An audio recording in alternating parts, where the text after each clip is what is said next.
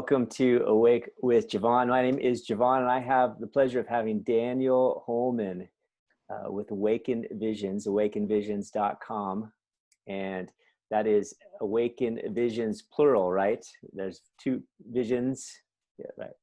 Yeah, so, AWAKEN Visions. Visions.com. And I first met Daniel actually because I liked his image, and it's the image that starts the show of the earth and all these energetic webs, at least looks like, going all around it. And I had a different one at first, and I reached out to you and I said, hey, can I use your image, because it's beautiful? And you said sure. And then I said, well, you want me to pay for it or what? You're like, nah, it's okay. I'm like, okay, well, I don't do that with everyone, I should say. Like, okay. Because you're aligned so much with what I'm about. That was why I said yes. That was very gracious of you. So anyway, just for the sake of everybody, I did pay for the image, and everybody should pay for these beautiful images too.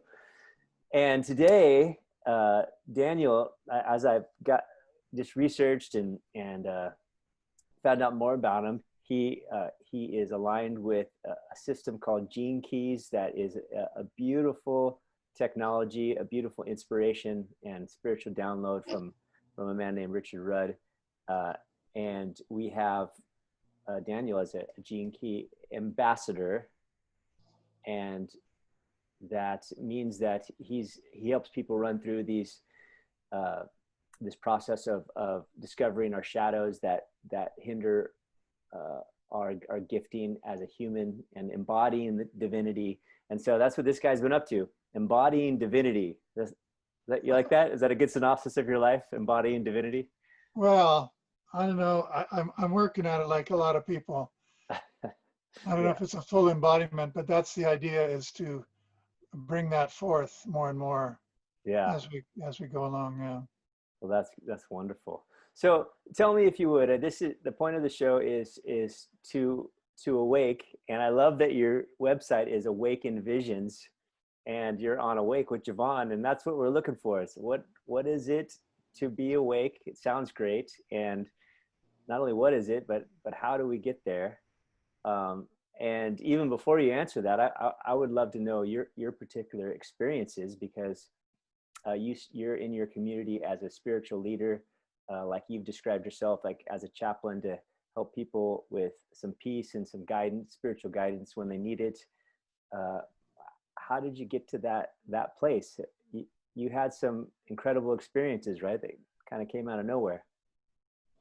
Yeah, and I don't even so much look at it as the experiences that I've had in my past have sort of prompted me or brought about my role. I more look at it from the human design and Gene Keys perspective, which is that role is encoded in my DNA and brought up in a world that does not recognize necessarily each individual's uniqueness, nor in my case, my uniqueness much at all, but brought up in this homogenized cookie cutter type of a reality. Like, I was brought up in a Catholic school, singing all their crazy songs and doing that whole thing. And anyway, we get conditioned into being certain ways.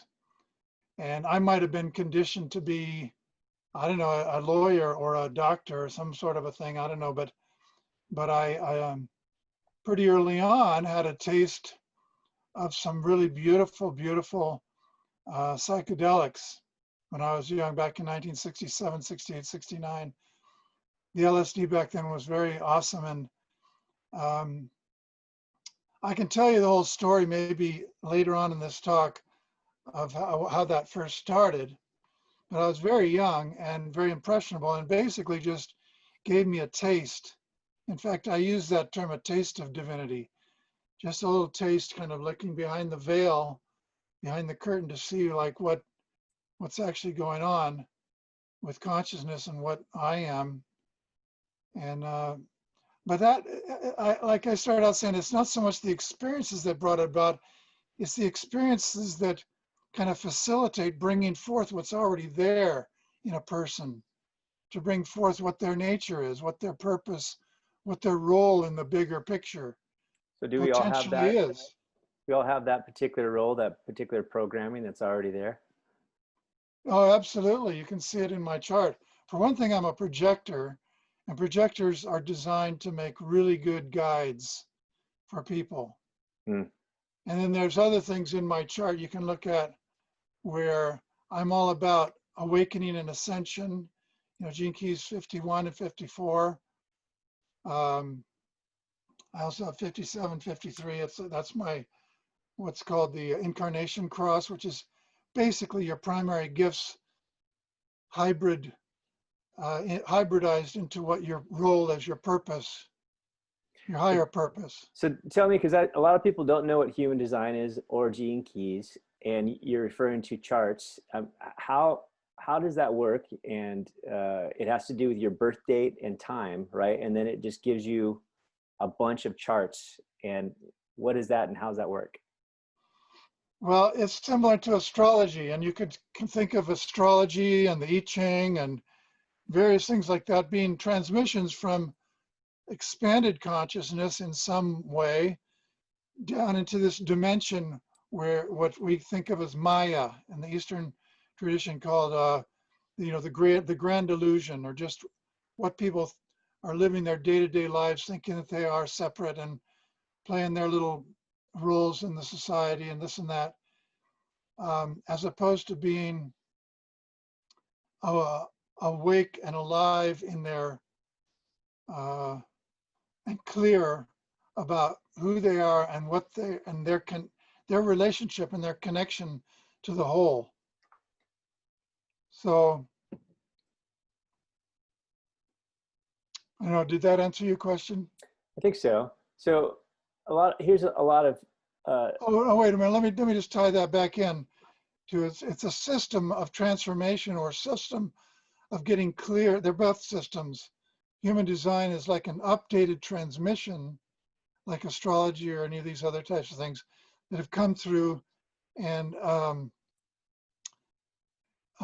aid people in getting clarity on who they are and what they're doing, what their purpose is, how they're functioning in the world, and all these types of questions that people get confused by in Maya, in life. And these systems, every now and then, well, they're continually being updated. And then every once in a while, there's a big kind of download or a big transmission that comes through, like happened in 1987 with human design. And it basically, the transmission took an update of the I Ching, which has been a wisdom system forever, defining the 64 archetypes of consciousness or of humanity. And it overlaid that wheel in a certain way of the 64 archetypes over the 12 archetypes of the zodiac. So that any given sign, say of like Libra, would have 5 different or 5.5 different I Ching archetypes or numbers. They're called keys because they unlock what's possible in us, those qualities that are possible in gene keys, and they're called gates in human design. And gene keys is just a refinement and a simplification and a focusing on what's the most important aspects of human design. It's kind of a branch off of it that took something that was kind of complicated and sometimes a little bit daunting and sometimes a little bit misleading in certain ways, although it contains many gems and a lot of amazing insights. right.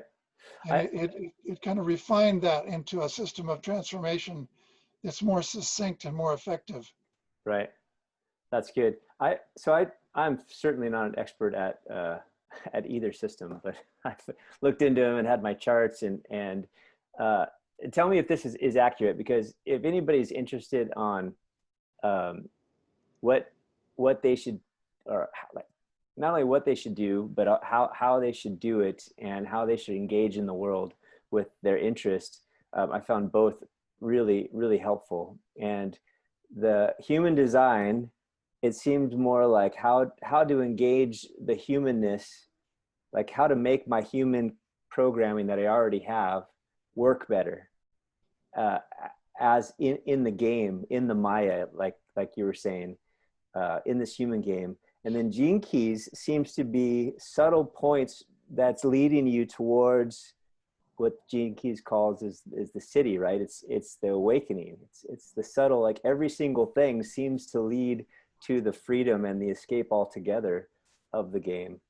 And it doesn't seem like that opening towards classical enlightenment or awakening or whatever you want to call it is there as much in the human design.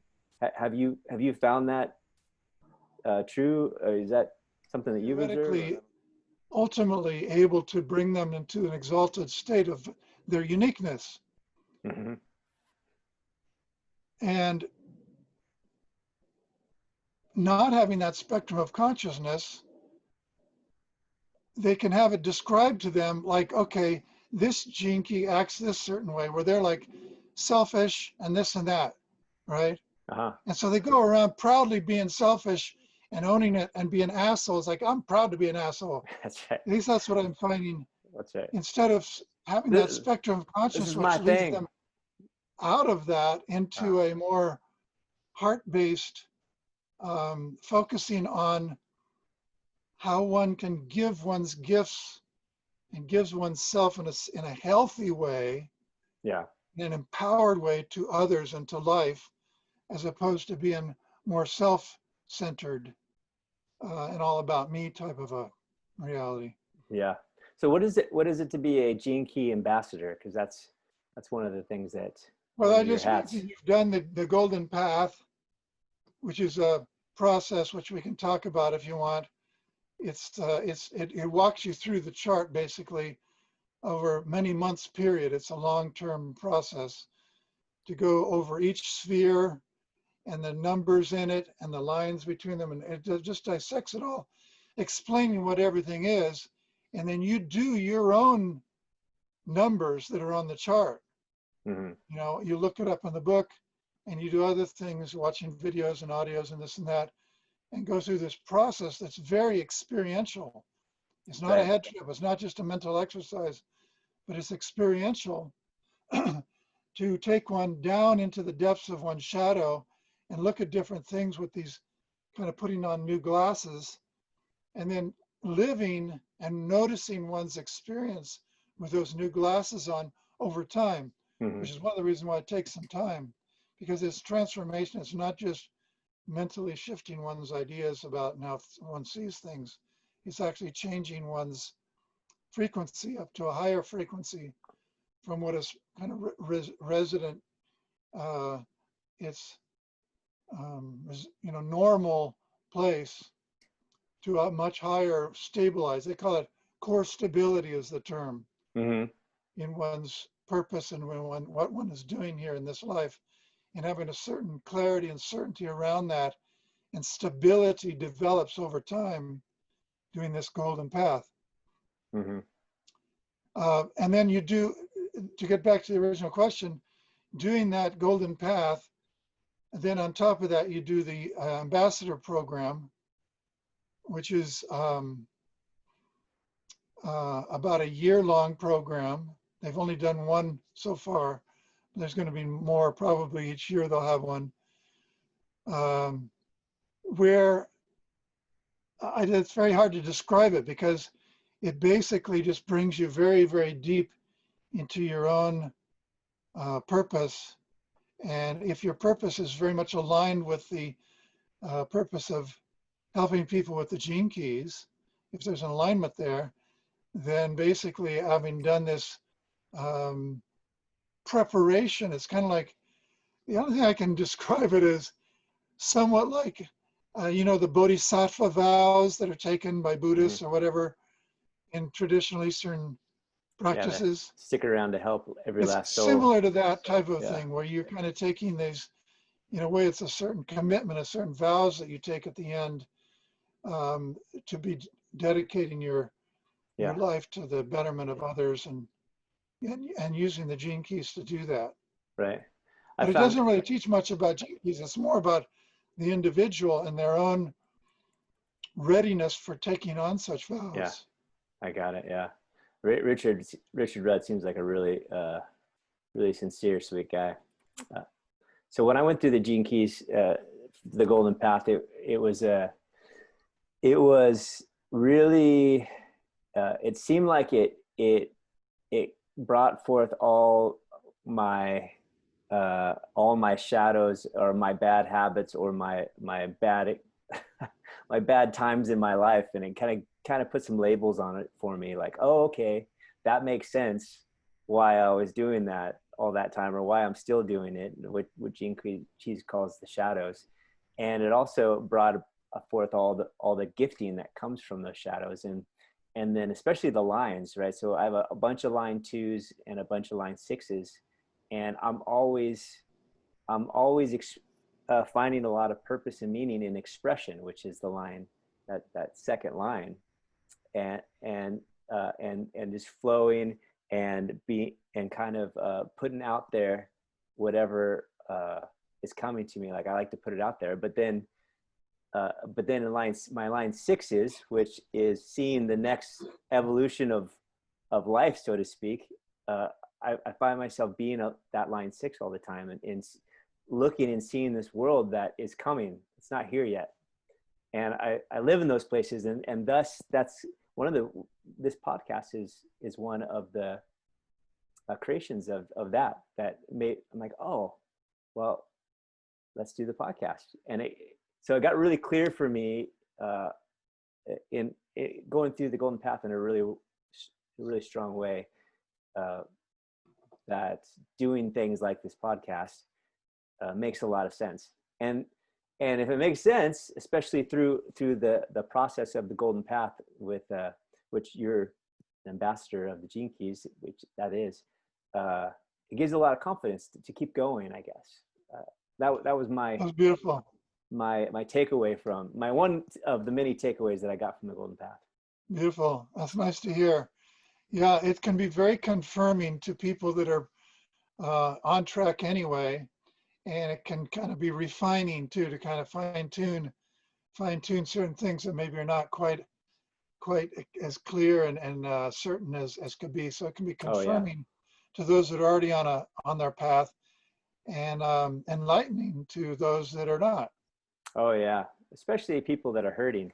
Now, do you work with a lot of people that are just like hurting, like in the shadow? Is it hard or do you find people that are more kind of feel like they learned their lessons, and now they're ready to engage in their gifting and service? Because I asked that just because it seems like, I don't know if people that are too deep in the shadow are even going to even want to hear about the Golden Path, and learning about themselves, or what have you found in the people that you work with? Well, most of the people that come to me asking questions or seeking some spiritual guidance are pretty seasoned veterans, including people that are, authors, and you know what I mean. I'm kind Yeah. of like the guy, the go-to guy for like workshop leaders and people that are very experienced, and Okay. or anyone that's just been around spiritual circles for some time. But even if people are not, there doesn't need to be the depth of conversation as the simple thing of just listening and having an open heart, listening with my heart to whatever that someone's having trouble with. Let's say it's a relative or a friend of a relative, or just a friend that I've known for a long time, and they're not really into spiritual stuff too much, although most of my friends are. But just being a kind heart ear to someone does wonders, without Yeah. any judgment going on, because people can feel the judgment even if you don't speak it. Yeah. Someone's judging another person in their head while they're listening to them. The person that's talking can pick it up psychically. I mean, we're all connected, Yeah. and all those things come through. So anyway, having that is something that any of us can do, just listening and caring about another person's well-being, and What do you maybe think's tell them that happening? you heard it. spiritually, what do you think is happening when you do that? When you're just open, you're not judging, someone feels completely accepted, and they're able just to keep sharing. Why is that so healing, you think? Well, for one thing, people like to be heard. They like to be seen and gotten because they've been not seen and not gotten so much in their upbringing, in their society, in my the conditioning, all the projection onto people, all this stuff. And so when someone really takes the time out, which is relatively rare, to just sit there and listen to another person and really get them and understand and care about them, as opposed to thinking about what you're going to say and wanting yourself to be heard because you haven't been heard enough and yada yada. It's like everyone's like these little dogs vying for attention, as opposed to someone's just sitting there, with their arms, like holding the person's head and going, "I see you, and you're beautiful," and I understand that you're hurting, or whatever the thing is, whatever it might be, that's the particulars. Yeah. And it's kind of, it doesn't necessarily solve all their problems, but it can be soothing and comforting and helpful in a way, because they've given a little increment of getting over needing to be heard. Because the more they're heard and seen, for who they really are, the more they get over the need to be heard. Right. Yeah. Well, and all that energy, right? That's another Gene Keys thing of there's an immense amount of energy that it takes to keep the shadow going. And if you let a little bit of that down, where does it all go? Well, it bursts into our gifting, and man, what a different experience of life being in our shadow versus our gifting. I mean, it almost feels like heaven if it's like an immediate relief. Yeah. And being that, what you might think of as just an ambassador for spirit, if you will, for the heart, separate from Gene Keys or human design, but just being an ambassador of the heart as a person's mode to be in or role to play at whenever it's needed. Yeah. That in itself, and anyone can really do that. I think it's a matter of getting ripe and ready to get over that neediness to be seen and heard, and then that is what I think a lot of people are it's just a matter of timing. A lot of people are ripe for the pickings now. Yeah. But that's something that it acts as a role model for them too, while one is listening and being there, like as an ambassador for the heart. It gives the person a taste of, like, they may not even be aware of it, because it's an experiential thing. It's kind of going on below the surface level of being role model, which, the six, if you have a lot of six, you're familiar with the role model. That's the kind of the key word for the sixth line, which those that are new to human design, that's a different aspect of one's design, one's makeup, just like in their astrology natal chart describes, their makeup. This describes even more specifically, and the lines are kind of like, it's a similar but not the same as the house system, where it further defines that particular, what sign a person's planet is in. It gives it a little bit more specific nuance to it, of where it shows up and how it shows up in a person's life. Wow. So tell me, because your website, I read a little bit about you, and it said that you had a profound spiritual awakening, an experience of the nature of pure consciousness when you were young, and from which that consciousness that created the world. Can you tell me about that experience you had? Yeah, when I was a junior in high school, this is 1969, I think it was, 68 to 69. And we had a really great English teacher, and she gave us, as one of the things that we were doing, there was going to be a term paper. We were to read 3 books of similar topic and write a term paper at the end of the semester that tied them all together. So I read Hermann Hesse's Siddhartha, Kahlil Gibran's The Prophet, and the book on the taboo against knowing who you are by Alan Watts, Oh my which was the goodness. clincher, really. That was the most revealing and enlightening type of a book, that one. And I was reading a bunch of Alan Watts, but I read those and I wrote a term paper called Man's Role in the Universe. And when it came back, she passed them all at each person's desk. And she came to my desk and put it down with an A plus and then 2 exclamation points. And she looked at me like, wow, you know. Yeah. And then I went home that night and my whole family was away. I was the only one home for the whole weekend. My dad used to travel and anyway, not important. But I was home alone and I took some LSD with all this fresh in my mind of what I'd just written and what I just read, really. Mm-hmm. And when I came onto the LSD, I had this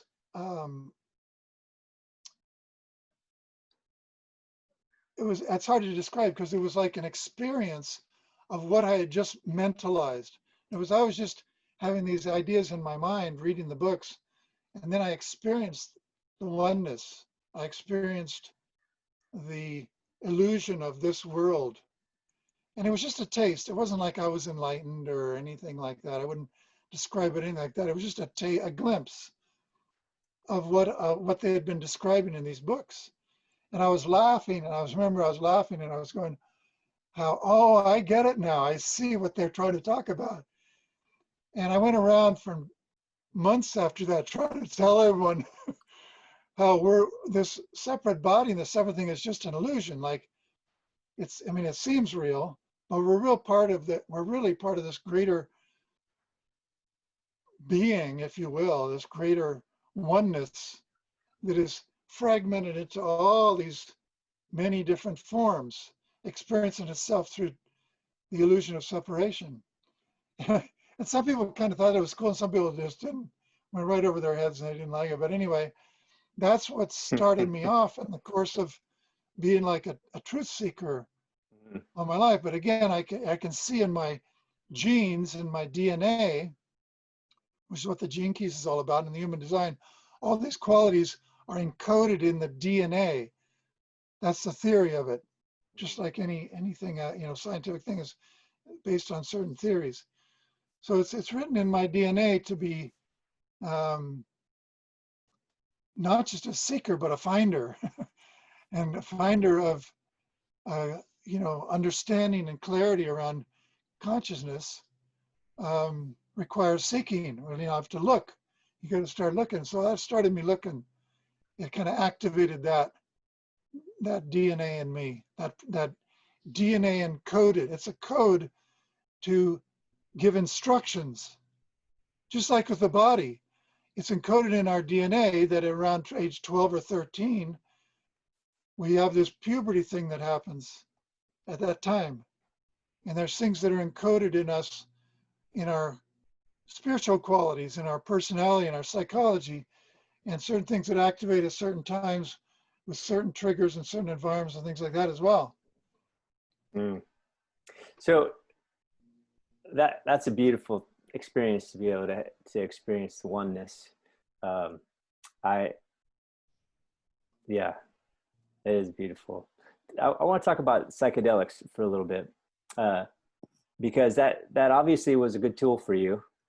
I've read different spiritual works. In particular, I was just reading The Law of One. I don't know if you've ever heard of that one, but it's a channeled work, and it was talking about how psychedelics in particular, they open up your experience and integration of light, and when your vessel can't handle or integrate the light, the amount of light, it can cause problems. It can cause physical problems and also mental body problems that people suffer from when they take basically these chemicals that open up the different means that we have to experience that.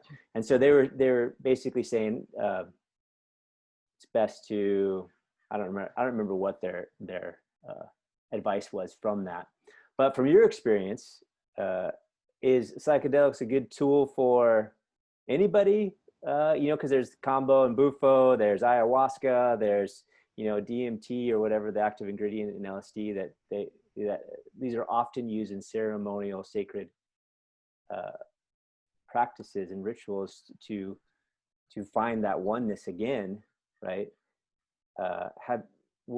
What's your view of people using that to Well, find it today?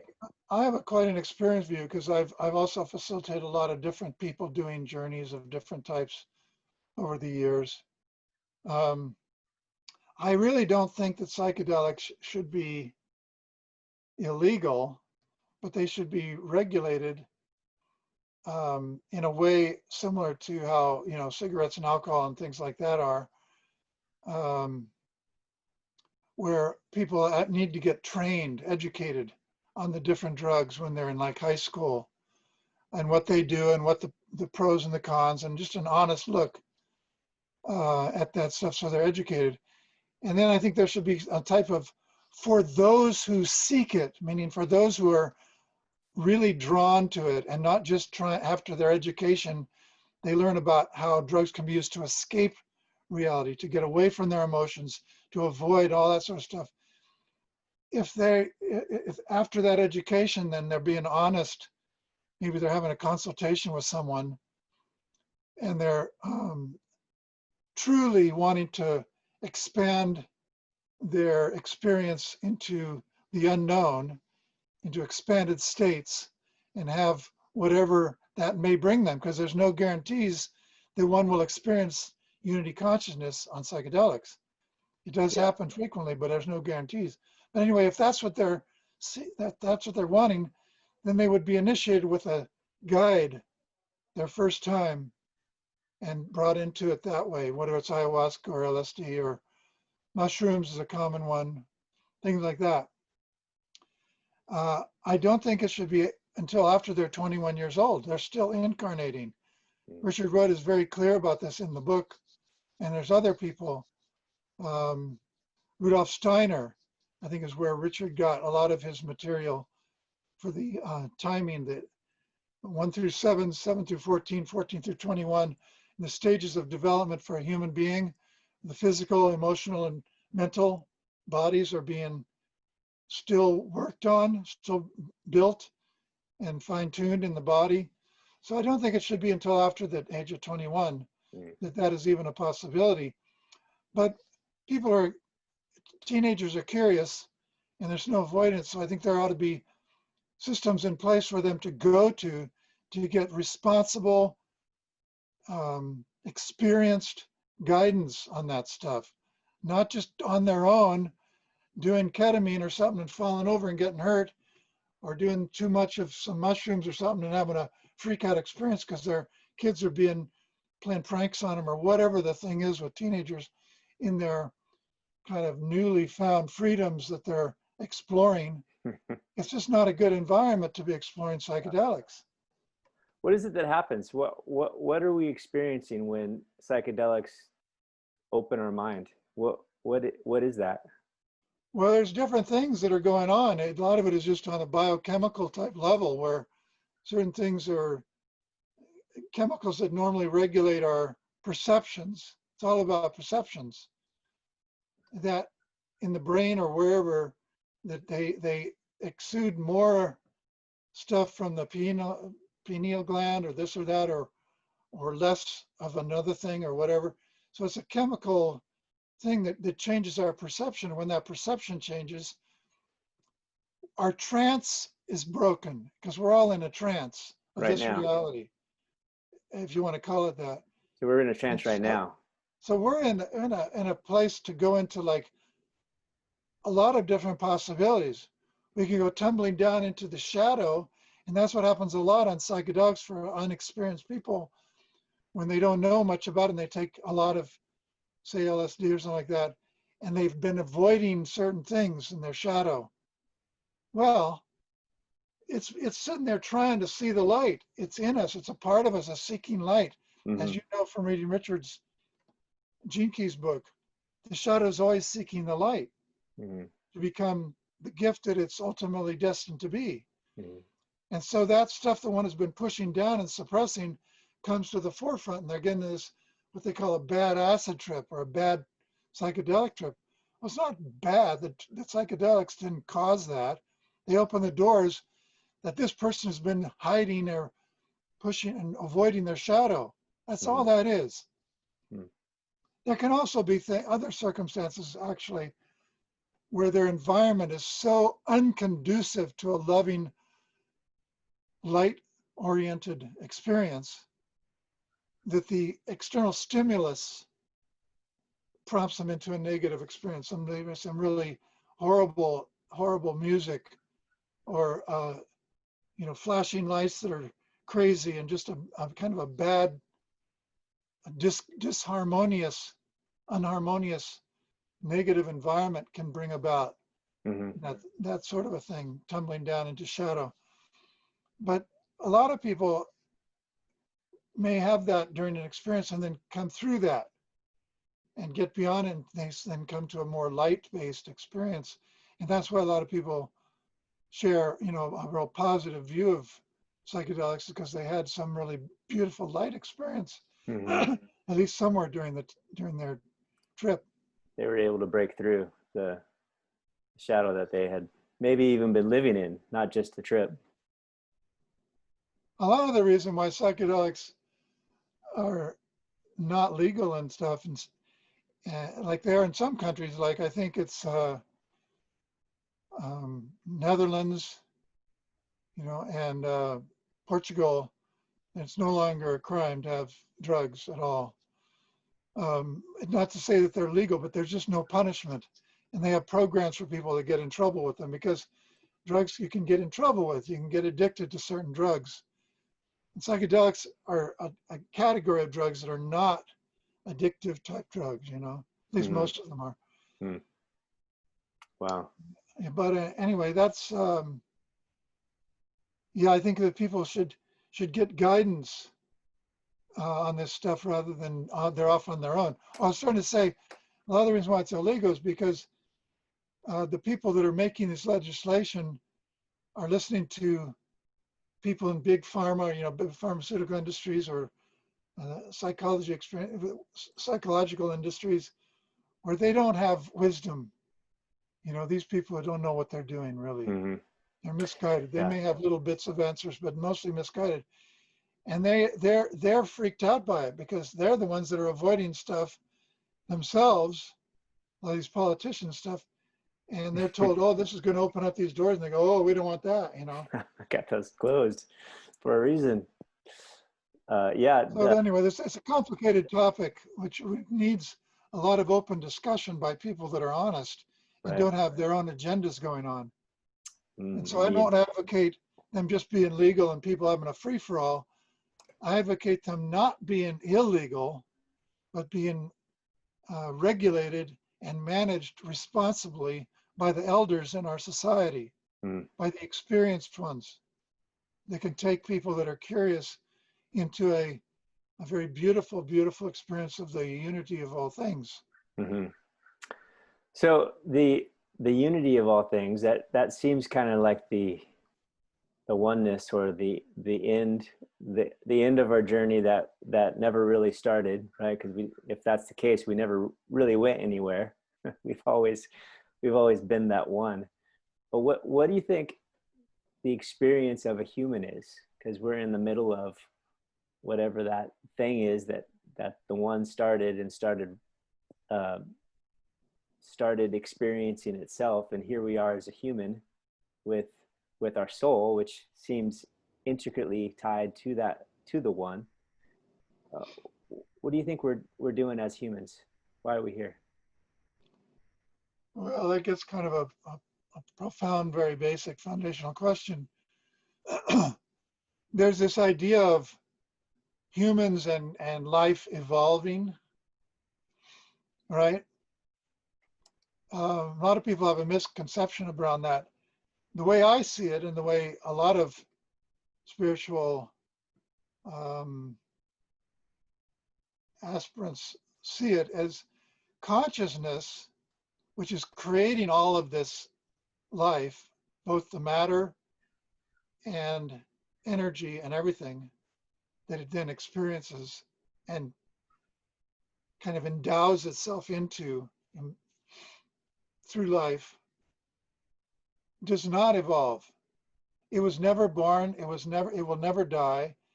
It does not evolve. Consciousness is just there creating all this stuff. The program of life, which is what you think of as the evolution of life, you know, when you think of the stars and the planets and life and the evolution of beings and all this stuff, that's evolving.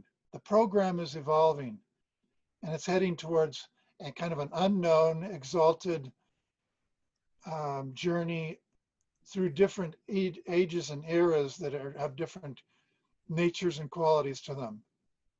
All right. So humans are a part of that program, and consciousness is witnessing and experiencing that fragment or that niche of this bigger program that is going on, the program of evolution. Mm.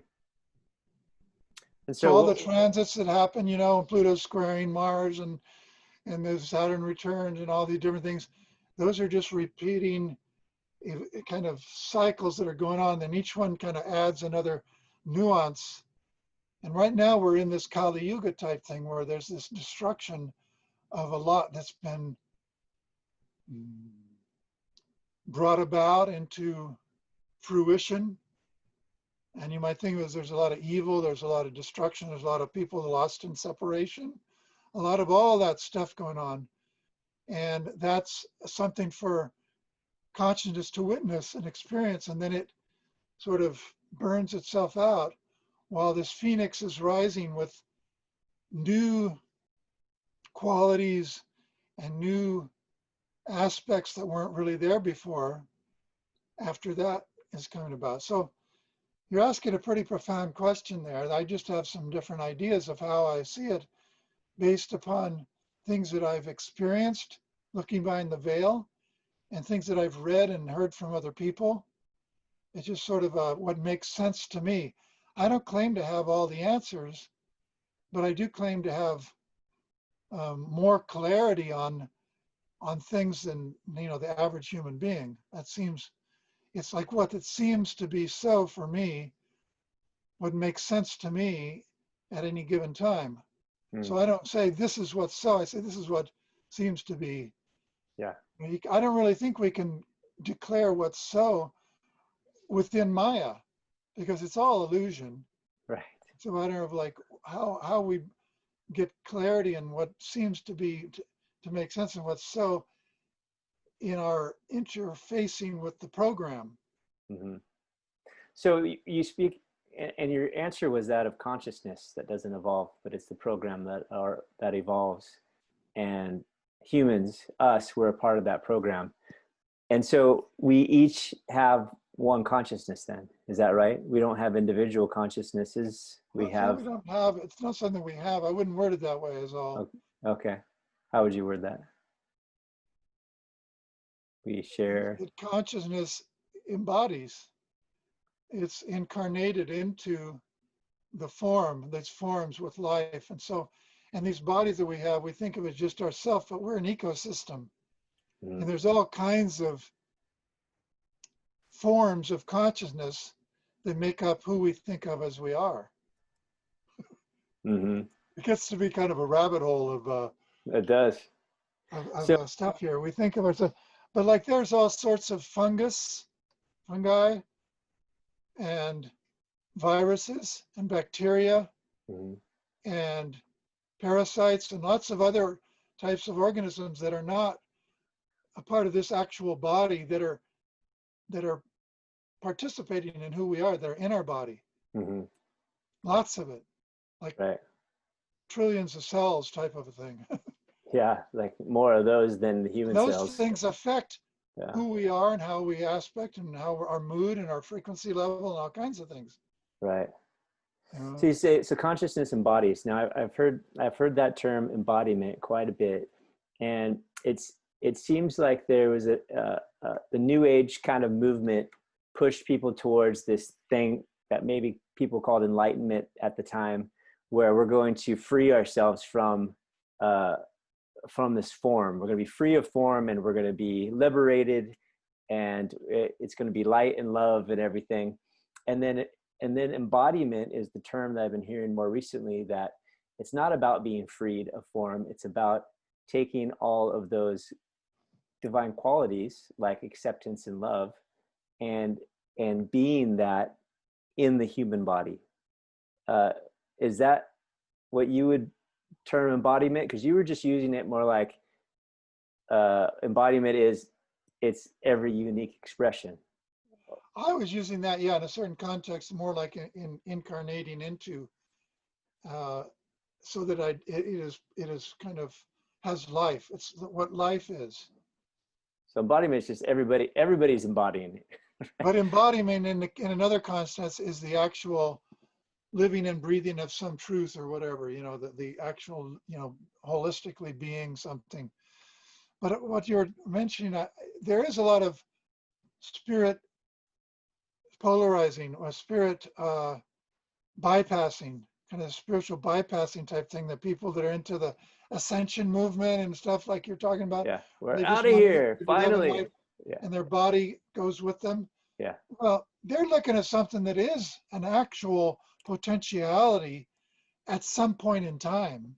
Mm-hmm. Maybe in a few hundred years or whatever, I don't know. Mm-hmm. And it is conceivably even possible now, but it's not likely at all because we're in a certain place in the program. Right.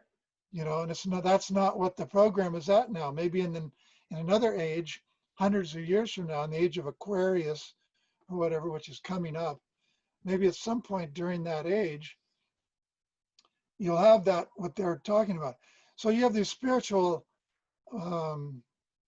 bypass type thing where they're not wanting to face their shadows, which is what they came in here to do. That's one of the things that we're here for as humans. To kind of go back to your other questions, what are we doing here as humans? Mm-hmm. We're here to evolve a certain our little chunk of the bigger program. That's our duty in a way, or our possibility to do and to be, and to our role to play. And that means that our consciousness is witnessing all the losses and all the divorces and all the illnesses and all the hardships and all the breakthroughs and all the triumphs and all these different things that go on during our life, and is witnessing it just kind of passively in a way, just witnessing all of it. So is that one of the ways that we can actually help our little part evolve, is to not be tied in and attached to the ups and downs and what we want, but well, we can't do that with our minds, though. That's the trouble. That's what we're just talking about, is these people that try to achieve ascension, which is what we're talking about, ascension, which is bringing our body into a light body and no longer be tied to the shadow and all these other things that are resident in this dualistic dimension. Mm-hmm. But they're trying to be there. It's like a person who's 6 years old trying to be a 21-year-old. Mm-hmm. They want to be married, and they want to be, have all these fancy cars and all this stuff. And it's like, no, you grow up, you do what your particular timing is, and go through puberty and go through the different stages of evolving yourself, or going through the evolution of your being. And then you'll have that place where you can have sex, and you can have a wife, and you can have children and all these things. You don't do that when you're 6. But that's what a lot of these ascension people are doing. Now, not to discredit everything that they're doing, because no doubt a lot of it is positive, maybe even beneficial things. But if they're doing it to avoid their shadow, which you were mentioning before, then that's when it becomes a mistake. And even that is a learning experience for them.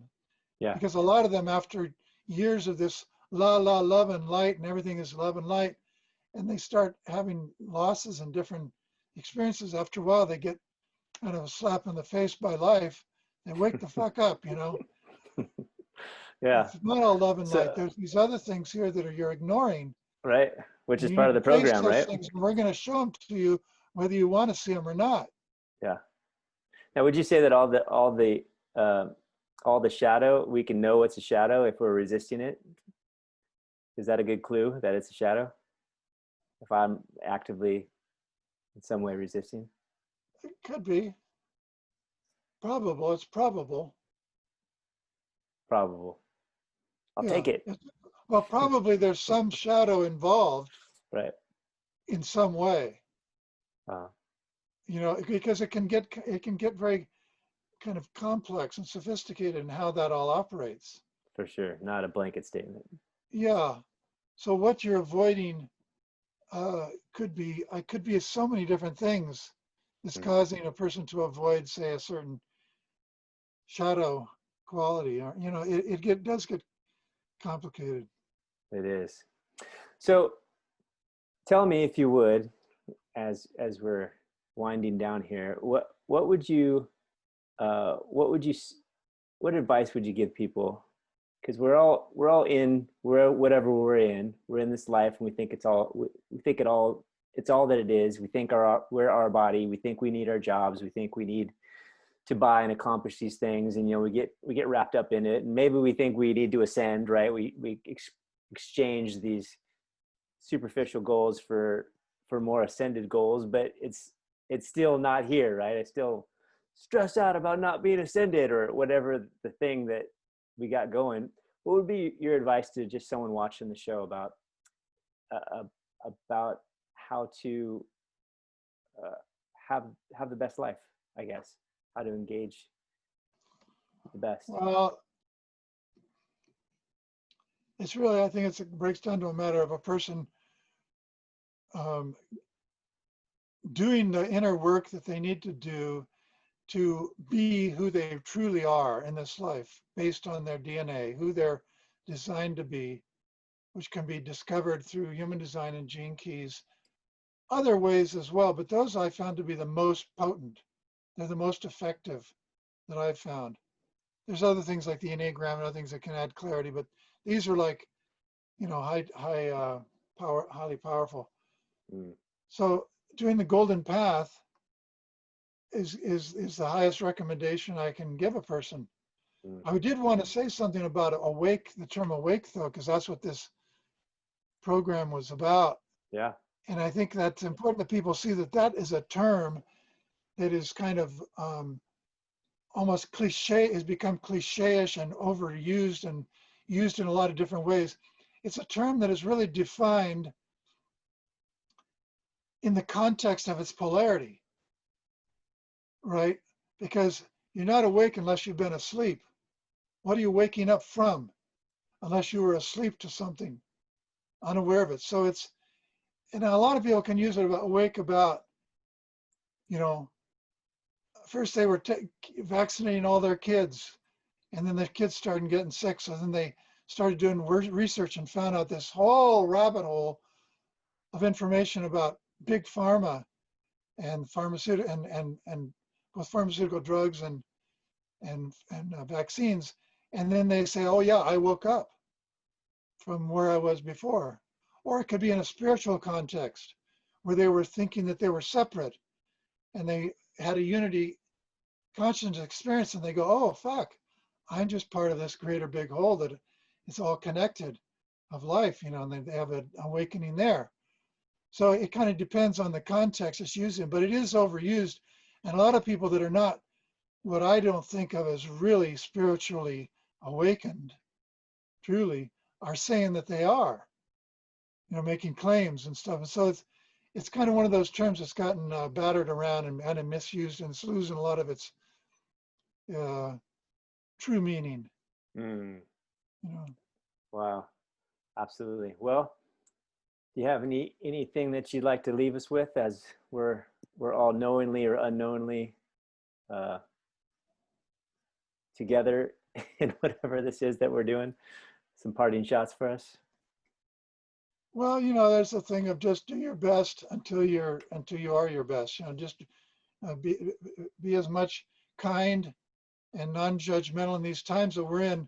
There's a transits going on right now that are like serious, confrontational, conflict, fighting, all these types of things going on right now with Pluto and Saturn and Mars and Jupiter and all these things happening. So just be as mindful as you can and try to be as kind and as non-judgmental to others, because they're even these people that are, you know, Trump fanatics or people that are militaristic or uh, white supremacist stuff. They're just lost, and they're basing their stuff on the information that their environment is providing them. You know, and over time that will all change, and it's not going to help to fight them. It only Mm. helps to bring that role modeling, which we mentioned earlier, which I'm sure you're pretty good at, of being those things and letting other people see, oh, that's a cool, we could do that. I Mm. remember giving a talk to about 350 people in a big convention one time about this, you know, general topic, gene keys and other things, and also my artwork. And afterwards, a guy came up to me and said, "Wow, that was so good. And you showed me that it's okay to be very authentic. You don't have to be a polished speaker. You can Mhm. just be who you are up there in front of people and share your story and stuff with people, and it's okay. You know, just be real, just be who you are. What you see on the outside is the same as on the inside. Mhm. No more facades and fronts and trying to impress people, trying to, I mean, it's one thing trying to put your best foot forward, but you got to be authentic about it. Mhm. So I'd say an authenticity ambassador.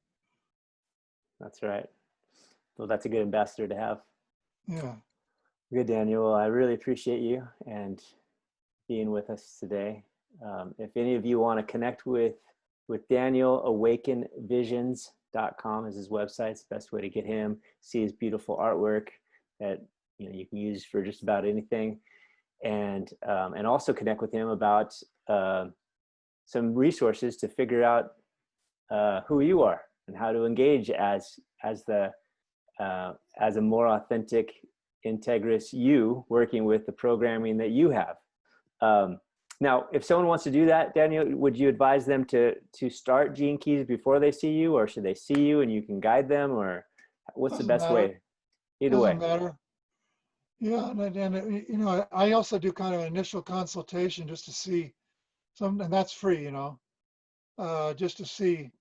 Usually, that may be all it takes for someone, you know.